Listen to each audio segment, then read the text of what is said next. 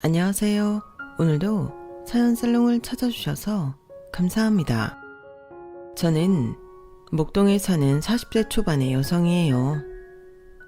저의 요즘 낙이 바로 사연 살롱을 듣는 건데요. 일하고 쉴 때나 운전하며 들으면 이게 꽤 꿀맛이더라고요. 저는 3살 아들을 키우면서 일하는 싱글맘이에요. 남편과는 몇 달 전 이혼을 했고요. 남편은 음악 연습실 대여를 하면서 기타 레슨을 했는데 솔직히 저희 연애할 때도 그렇게 음악실이 잘 되지는 않았지만 갈수록 점점 더 안 됐어요. 그러니 남편이 버는 돈은 생활비의 3분의 1이 될까 말까였고요. 남편과 결혼할 당시에도 제가 남편보다 돈을 더 잘 벌었어요. 저는 IT 쪽 전문 직종이어서 프리랜서로 전환한 후에 회사 다닐 때보다 더 잘 벌게 됐어요. 사실 아빠는 제가 왜 남편하고 결혼하는지 이해를 못하겠다고 했고 친구들, 친척들도 다 반대했어요. 근데 콩깍지라는 게 정말 무섭더라고요. 저는 남편이 멋있어 보였고 뭔가 진짜 예술가처럼 느껴졌거든요. 남편을 만나게 된 건 친한 친구가 취미로 남편한테 기타 레슨을 받을 때였어요. 친구와 약속이 있어서 남편 연습실 겸 레슨실에 갔다가 저도 그렇고 남편도 둘 다 첫눈에 좋아하게 됐죠. 아마 기타 치는 모습에 제가 어떻게 됐었던 것 같아요. 그래서 결혼까지 했네요. 심지어 남편한테 레슨 받았던 친구까지 반대했는데 말이에요. 성우 오빠는 남다른 데가 있잖아. 예술하는 사람이고 그걸 이해해줘야지 무능하다고 보이는 대로 판단하면 안 될 것 같아. 주미야, 제발 네 말이 맞았으면 나도 좋겠다. 그런데 예술한다고 해서 다 김성호처럼 그렇게 살지 않아. 나름 다 돈 잘 벌고 살아. 친구가 그렇게까지 말했지만 제 귀에는 들리지 않았어요. 남편과 저는 그저 서로가 좋아 보여 어쩔 줄 몰랐네요. 오빠, 다른 사람들 하는 말 신경 쓰지 마. 오빠는 기타 치고 있을 때가 제일 멋있어. 다들 줌이 너 같으면 얼마나 좋을까? 아니, 세상 사람의 10분의 1. 그것도 아니지. 100분의 1만 나를 이해해줘도 좋겠어. 이제 내가 있잖아. 다른 사람 이해가 뭐 필요해? 우리가 서로 이해하고 잘 살면 되지. 그래, 맞네 네 말이. 맞아. 내가 주미 너 걱정 안 하게 내 몸 관리는 정말 잘하고 살 자신 있어. 참, 내가 너 들려주려고 연습한 곡 있거든? 이게 운지가 꽤 어렵고 빠른 곡이라서 기술이 필요하거든. 그렇게 저만을 위해 연주회를 하는 남편이 로맨틱하고 좋았어요. 저는 판교에 있는 회사를 다녔는데 제 분야에서 꽤 인정을 받고 있었어요. 연봉도 꽤 높았고 직책도 급이 있었고요. 저는 정규직이니 회사에서 나오는 인센티브에 여러 혜택도 있었기 때문에 남편이 좀 못 번다고 해도 크게 신경 쓸 문제가 아니라고 생각했어요. 저는 둘 다 꼭 돈을 많이 벌어야 된다는 주의도 아니었고 제가 잘 벌면 제가 먹여 살려도 된다는 게 평소 입장이었으니까요. 그러다가 아들이 태어나고부터 많은 게 변했어요. 아시다시피 육아라는 게 쉬운 일이 아니잖아요. 저는 엄마가 대학생 때 돌아가셔서 친정에는 아빠밖에 없었기 때문에 육아를 도와달라고 하기에는 어려운 점이 있었어요. 물론 남동생이 있기는 했지만 해외에서 공부 중이었고요. 한국에 있다고 해도 남동생더러 육아를 함께 해달라고 하기는 좀 무리가 있었죠. 눈에 넣어도 안 아프다는 어른들 말이 정말 맞는 게 아이 때문에 너무 힘들고 못 살겠다 싶어도 아들 얼굴만 보면 모든 게 다 잊혀지더라고요. 남편이 워낙 살림도 잘 못하고 서툰 게 많아서 아이를 안심하고 맡길 수도 없었어요. 그래도 저는 상냥한 남편의 좋은 점들만 생각하며 버틸 수 있는 데까지 버텨보자 하며 기를 쓰고 일을 하고 육아를 했네요. 남편은 그런 저를 걱정했어요. 주미야, 너 너무 힘든 것 같아. 도우미를 일주일 내내 쓰면 어때? 이러다가 몸 다 상할까봐 걱정이다. 어쩔 수 없지 뭐. 나도 무리하는 건 알고 있는데 지금은 새 프로그램 개발이 있어서 할 수 있는 만큼은 해야 돼. 오빠가 집안일 서툴고 어려워하는 거 아는데 우리 준서 신경 좀 써줘. 오빠가 잘 놀아주는 건 알지만 그래도 잘 좀 부탁해. 그건 걱정하지 마. 내가 준서한테 다른 건 못 해줘도 놀아주는 건 잘할 수 있어. 준서 보고 있으면 레슨 시간도 까먹는다니까? 고마워. 준서 걸어다니면서 활동 반경도 넓어지는데 오빠가 잘 봐줘서 다행이야.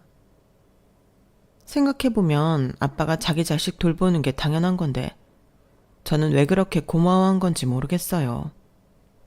하도 할 줄 아는 게 없으니까 그것만도 감지덕지 했던 것 같네요.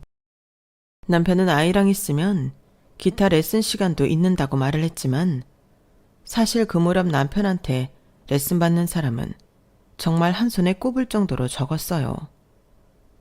그럼에도 저는 그런 남편이라도 있는 걸 든든하게 생각했고 제 버팀목이라고 여겼죠.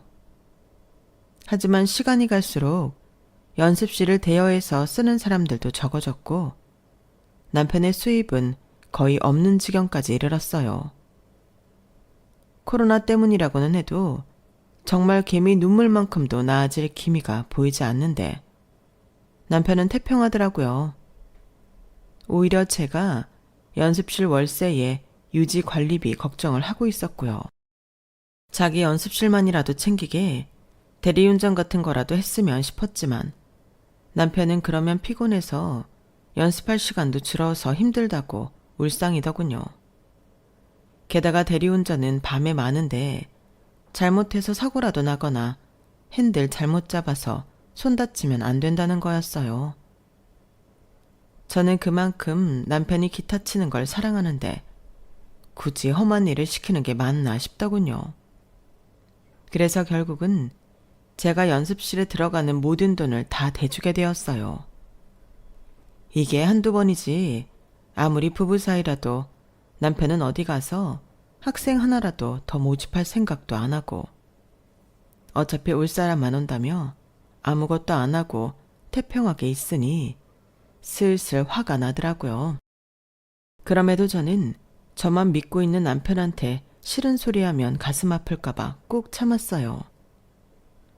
저는 저 나름대로 부단히 노력하며 사는데 시어머니는 저한테 잔소리만 해댔고 자기 아들이 너무 잘난 줄 알더라고요.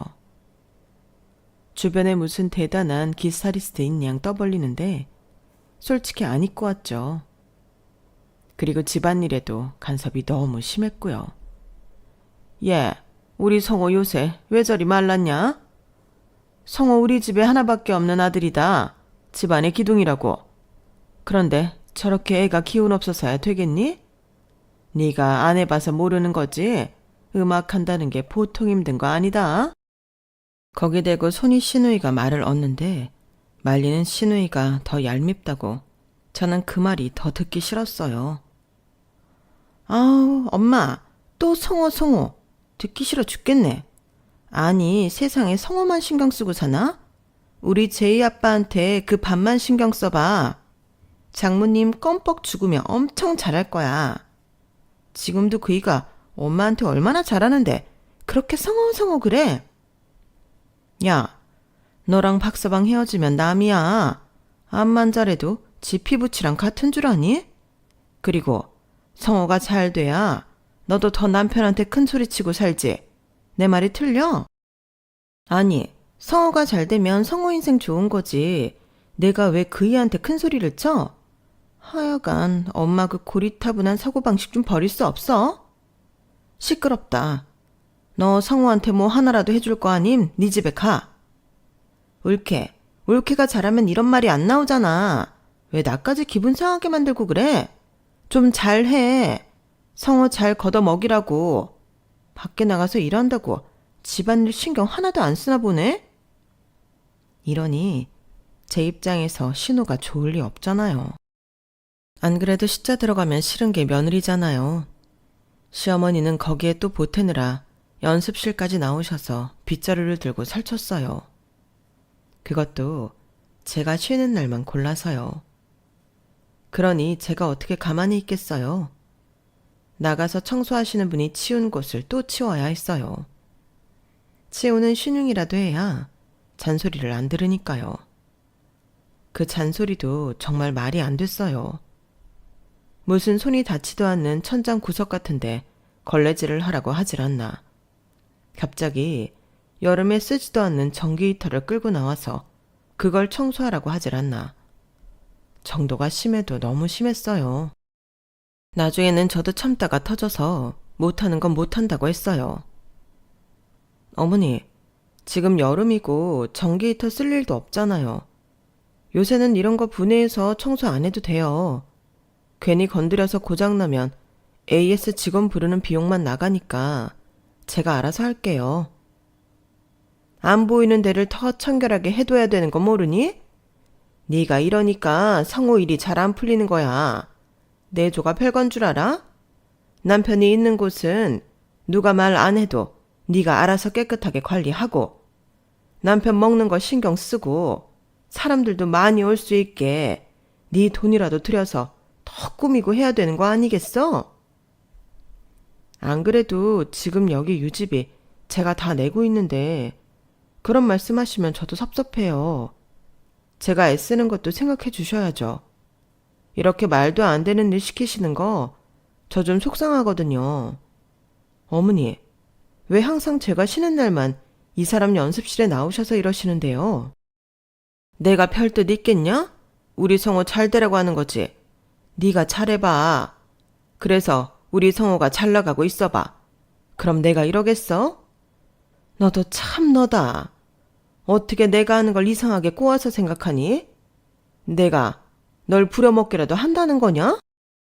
그러니까 걱정 마시고 제가 관리하는 대로 좀 두시면 좋겠어요.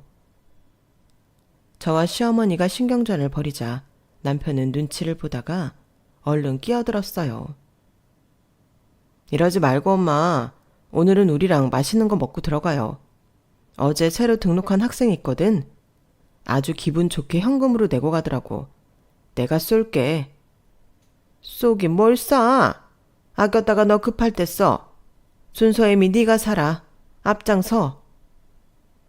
남편은 제 눈치를 보며 미안해서 어쩔 줄 몰랐고 저는 어쩔 수 없이 제 돈으로 시어머니와 함께 불편한 식사자리를 해야 했어요. 이런 일이 정말 비일비재했어요. 제가 밥 사는 게 돈 아까워서가 아니라 감정이 상하는 게 문제였죠. 돈 쓰면서 제가 기분 나빠야 했으니까요. 시어머니는 가족 행사 때고 명절 때고 사람들 모이는 자리마다 제가 내조를 잘못해서 남편 일이 잘 안 된다며 저를 비난하셨어요. 그러면서 남편은 너무 올려치기를 하니 좋은 말도 한두 번이라고 다들 듣기 싫어하는 게 눈에 보였어요. 그런다고 학생들이 더 오거나 연습하러 오는 사람들이 많은 것도 아니었고요. 그럼에도 시어머니는 저한테 자꾸 남편 연습실에 뭘 사다 놓으라고 닥달을 했어요. 그런 날이 계속 지속되었고 남편도 갈수록 제 눈치를 봤어요. 한 번은 회사 프로젝트 때문에 너무 바빠서 휴일에도 출근을 하는데 굳이 남편 레슨도 있는 시간에 저를 부르셔서 연습실 커튼들을 새로 맞추라며 한바탕 난리를 핀 적이 있었어요. 그날은 참다가 나중에 남편한테 한마디 했네요. 나 요즘 프로젝트 때문에 정신 없는데 어머니가 갑자기 불러대시니 솔직히 너무 힘들어. 나 지금 상태 어떤지 오빠도 알잖아. 오빠라도 어머니 좀 말리면 안 돼? 오빠가 아무 말도 안 하니까 더 하시는 것 같아. 알지. 나도 너무 미안한데 엄마가 내가 말한다고 들어야 말이지. 오히려 내가 마누라 편든다고 너한테 더 뭐라고 할까봐 뭐라 하고 싶어도 못하는 거야. 엄마도 내가 얼른 자리 잡고 잘 되기를 바라셔서 저러시는 거니까 조금만 참아줘. 내가 엄마 이렇게 자주 오지는 않게 설득해 볼게. 나를 봐서라도 한 번만 더 참아주라. 내가 꼭 잘 말할게. 알았어. 오빠만 믿을게. 오빠가 중간에서 좀 잘해주라. 남편은 계속 저한테 미안해했고, 그러니 저는 더 이상 남편 보고 뭐라고 할 수 없었어요. 그리고 남편이 뭐라고 했는지는 몰라도 시어머니가 좀 수그러들기는 했어요. 그런데 그 즈음 아빠가 갑자기 폐렴에 걸리면서 병원에 입원을 하게 됐어요.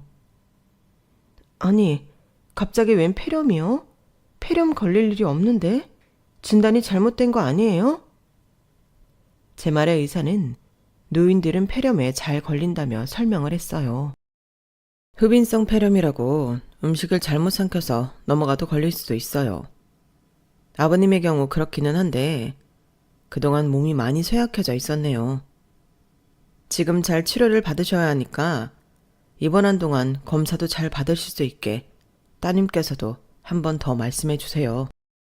저는 바로 아빠 병실을 1인실로 잡고 입원 수속을 밟았어요. 아빠는 이런 걸로 입원까지 안 해도 된다고 계속 고집 부리셨고요. 아빠 나이에는 폐렴 제일 조심해야 된대. 그러니까 일단 입원해서 검사부터 받자. 어? 아, 그러지 않아도 된다니까 그러네. 집에서 약 먹으면서 좀 쉬면 낫는다고. 안 된대. 입원해서 검사 다 잘 받아야 된대. 다른 합병증이 발생할 수도 있고. 아빠, 나 두고 먼저 갈 거야? 그럼 나 어떡하라고. 나 생각해서라도 입원해서 검사 좀 받자. 어? 제가 강하게 밀고 나가자 아빠는 어쩔 수 없이 입원하셨어요. 그리고 검사를 받으면서 아빠가 심각한 빈혈과 심장에 문제가 있다는 것까지 알게 됐어요. 그러다가 어느 날 아빠의 상태가 갑자기 나빠졌고 의사는 바로 아빠를 중환자실로 옮겼는데요. 저는 이대로 아빠가 가버릴까봐 너무 떨리고 두려웠어요. 그러다 아빠가 정신이 들어 한시름 놓기는 했는데 그게 아빠와 정상적으로 마지막으로 대화를 하던 날이었어요. 주미야, 내가 아빠 아파트는 너랑 재욱이 반반 나눠주는 걸로 해놓았고 마포에 있는 건물은 네 앞으로 해놓았다. 재욱이는 수원에 있는 건물 주기로 전부터 얘기가 돼 있었어. 근데 주민이가 김서방 말에 흔들릴까봐 걱정되는구나. 아, 됐어. 무슨 재산 얘기를 하고 그래. 얼른 자리에서 일어날 생각을 해야지. 그러지 말고 아빠가 일어나도 이런 건 미리 해둬야 되는 거야. 아무튼 너 김서방 말에 흔들리면 안 된다. 아빠는 왜 그런 말을 해? 오빠가 나한테 뭘 어쩐다고. 아빠가 변호사랑 준비한 게 있으니까 나중에 그거 보면서 변호사랑 상의 잘 해라. 재욱이도 올 테니까 너한테 힘이 돼줄 거야. 아빠가 진작에 너를 지켜줬어야 했는데 미안하구나. 아빠가 나한테 할 만큼 했지. 뭘 그런 말을 해. 얼른 건강해지기나 하세요. 그날의 대화를 끝으로 아빠의 상태는 더더욱 나빠졌고 이틀 후 갑자기 고열이 나더니 그날 밤은 못 넘기시고 저 세상으로 떠나셨어요. 저는 동생한테 연락을 하면서도 계속 울기만 했고 남편은 제가 너무 우니까 어쩔 줄 몰라 했어요. 장인어른 이렇게 가버리실 줄 미처 생각 못하긴 했는데 그래도 주미 너 몸 생각 좀 해. 이렇게 울기만 하다가 무슨 일 나겠다. 주미 너는 장인어른한테 최선을 다했잖아. 우리 준서 대학 갈 때까지 사셔야 된다고 그렇게 말했는데 내가 나 살기 바쁘다고 아빠한테 너무 소홀했던 것 같아. 아빠 도우미 아줌마도 일주일에 이틀만 부르시고 혼자 밥 챙겨 드시다가 이렇게 되신 것 같아. 너무 마음이 아파. 그렇게 죄책감 느끼면 장인어른이 마음 편히 저 세상 가시겠어? 너무 그러지 마. 일단 장례 잘 치르자. 돌아가신 분 잘 가실 수 있게 해드려야지. 알았어. 재우기도 없는데 오빠가 그래도 의지가 된다. 우리가 남이야? 가족이잖아. 근데 주미야, 아버님이 네 앞으로 건물 해놓으셨잖아. 그거 있으니까 아파트 정리하고 처남하고 반씩 나누는 거는 우리 엄마들이면 어때? 엄마가 그동안 나 때문에 마음고생 많이 하셨잖아. 아파트? 그거 재우게 하고 나누라고는 하셨는데 우리 팔지 안 팔지 몰라. 팔릴지도 모르겠고. 근데 그 돈을 왜 어머니들이라는 거야? 팔게 되면 우리도 현금 필요해서 갖고 있어야 되잖아. 아, 물론 그렇긴 한데 어차피 건물에서 새 나오게 되면 현금 많이 생기니까 아파트 판 돈은 엄마 드려도 되겠다 싶어서. 엄마가 돈 보태서 지금 사는 집 옮기고 싶으시대. 마침 잘 됐잖아. 오빠, 말하는 게 좀 이상하다. 마침 잘 됐다니. 우리 아빠 돌아가셔서 잘 됐다는 거야? 에이, 그럴 리가 있어? 아니야, 오해는 하지 마. 그런 거 아니고 그냥 한번 너한테 의견을 물어보는 거야. 엄마가 그렇게 효도받고 나면 너한테 잔소리도 덜하고 시집살이도 안 시킬 것 같아서. 나도 엄마한테 좋은 일 좀 해보고 그러면 좋잖아. 두루두루 다 좋자고 하는 말이었어. 혹시라도 네가 딴 데 쓸 생각이 있었다면 엄마 드리는 쪽으로 했으면 좋겠다는 거지. 어차피 우리는 건물에서 나오는 것만으로도 충분하지 않겠어? 그게 다 얼마야? 그렇구나. 오빠 말 뜻은 이해했어. 근데 재욱이 온 다음에 오빠랑 변호사랑 재욱이 다 같이 봐야 되니까 그건 알고 있어. 일단 아빠 잘 보내드리자고. 어? 처남하고 다 같이 변호사를 만난다고? 아, 그래? 너도 다 생각하는 게 있었구나. 그래, 일단 장인어른 잘 보내드리자. 남편은 제가 말한 솥뜻은 알지도 못한 채 아주 얼굴빛이 환해져서 조몽객한테 적극적으로 인사를 하더군요. 이전하고는 딴 사람이 되어서요. 그리고 장례 치르고 난 후에도 저한테 보약까지 지어주면서 잘 먹고 집에서 좀 쉬라는 거였어요. 제가 건강해야 된다나요? 갑자기 철든 것처럼 행동을 하더라고요. 그러면서도 계속 저한테 동생하고 아파트 팔기로 한 건 어떻게 됐는지 떠보더라고요. 재욱이도 어차피 몇 년 더 미국에서 공부해야 되니까 그냥 파는 것도 나쁘지 않겠다고 하더라고. 그래서 팔기로 했어. 그래, 잘 생각했어.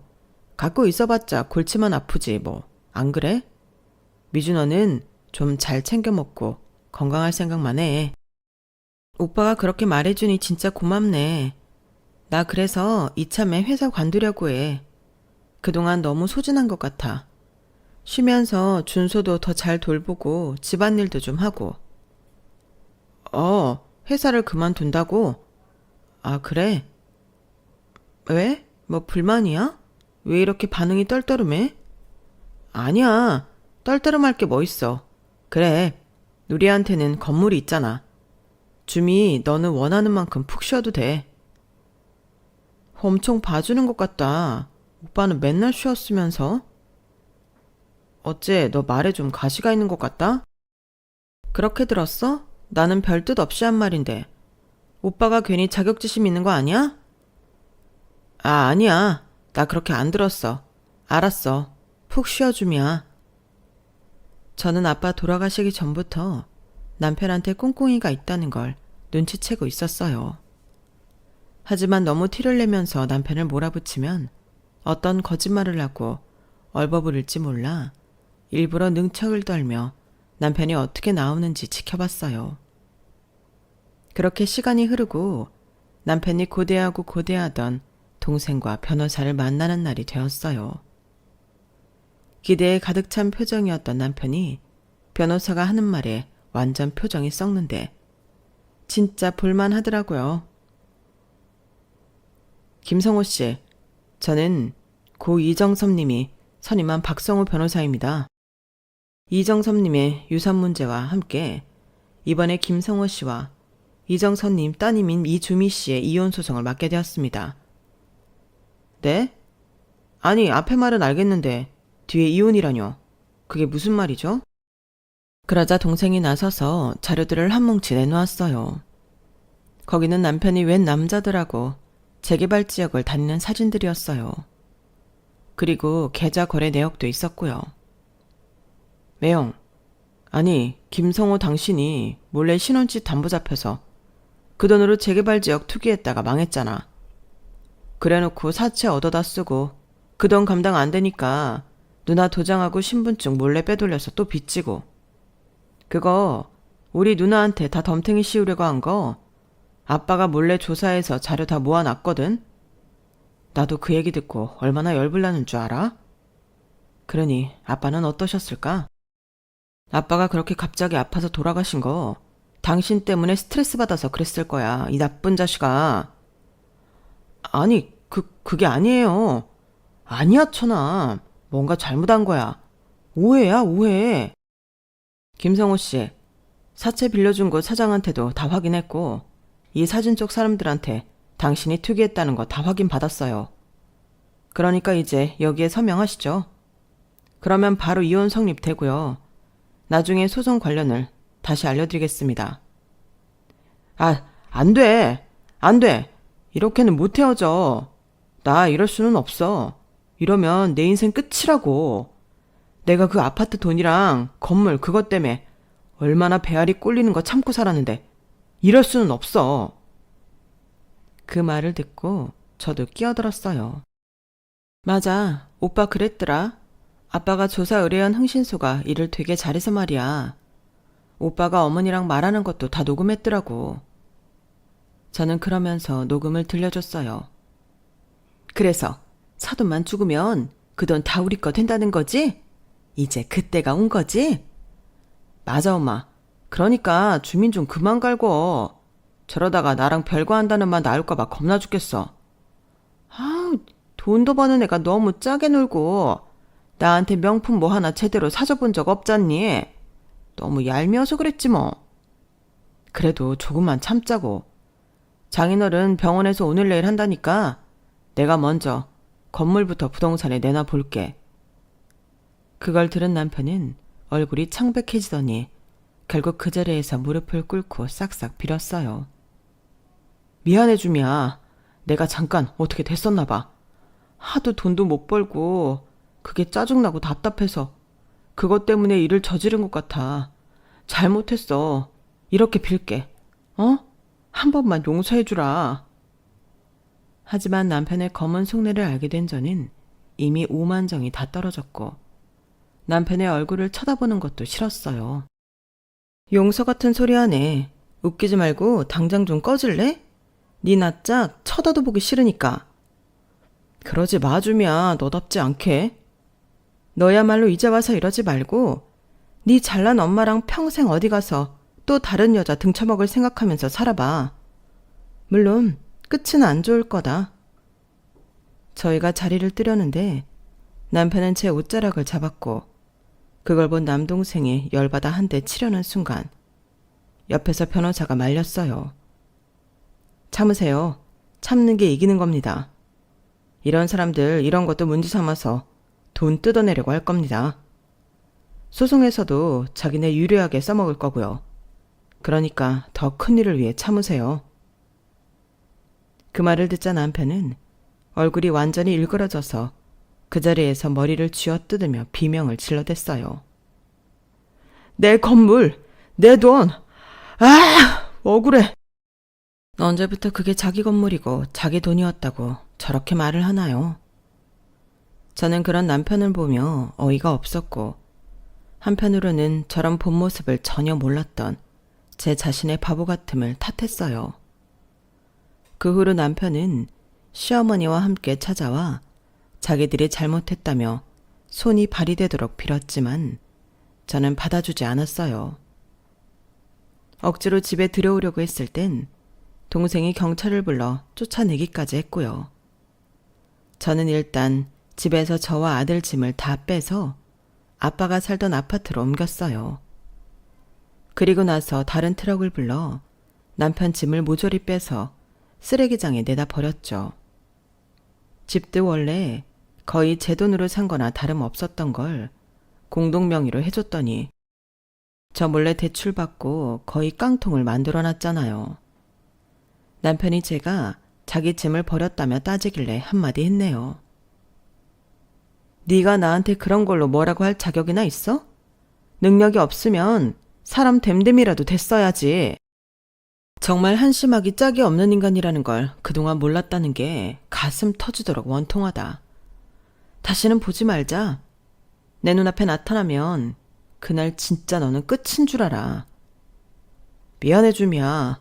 근데 나 진짜 어디 갈 데가 없어서 그러는데, 아니 장인 어른이 주신 아파트 안 팔렸으면 내가 잠깐 들어가서 살면 안 될까? 내가 정말 갈 데가 없어서 그래. 엄마 집에 내 방이 없잖아. 지금 누나 와 있다고 엄마가 나 오지 말래. 그렇게 아들 하시더니 그런 엄마한테도 버림받았네. 그리고 우리 아빠가 준 아파트? 거기를 네가 뭔데 들어가? 네가 다른 꿈꾸기 있는 거 모를 줄 알아? 그런 식으로 은근슬쩍 거기 눌러붙어서 이혼도 안 해볼 심산인 거잖아. 너 나한테 다 들켰어. 잔머리 굴리지 마. 그러게 인생을 잘 살았어야지. 그리고 마지막으로 이렇게 덧붙였어요. 이 집 곧 팔릴 거야. 원래도 거의 내 돈 들여 산 거잖아. 근데 네가 장난까지 쳤잖아? 그러니까 이 집에 대한 네 지분은 하나도 없는 거야. 알겠어?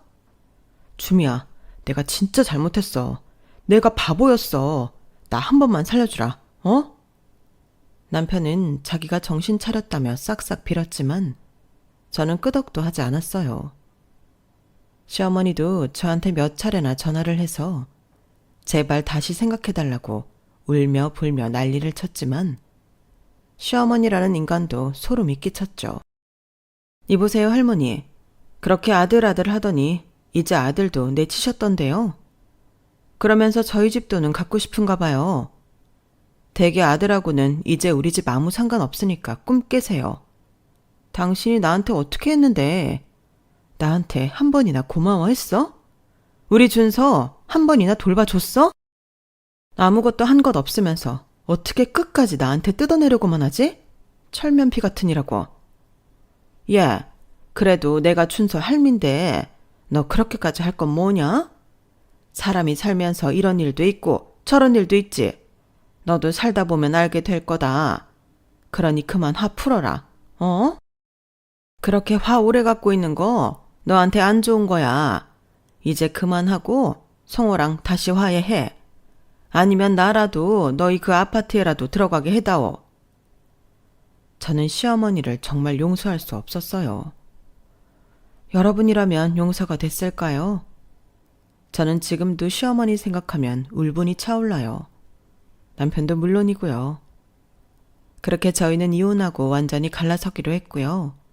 우리 아들하고 그런 집하고 엮이는 건 아이 장래는 물론이고 정서상으로도 문제가 있을 것 같아 아예 만나지 않기로 결정했어요.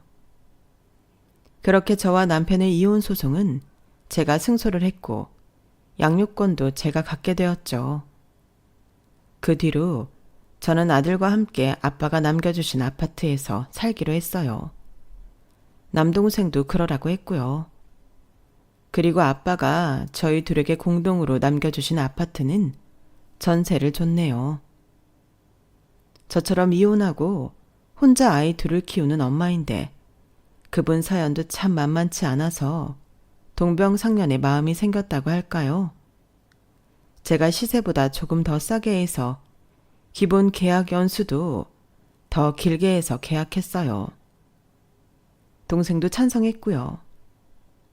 세입자분이 우리한테 고맙다고 선물까지 보내고 그러는데 좋은 일을 한다는 게 이런 기분인가 싶어 뿌듯하더라고요.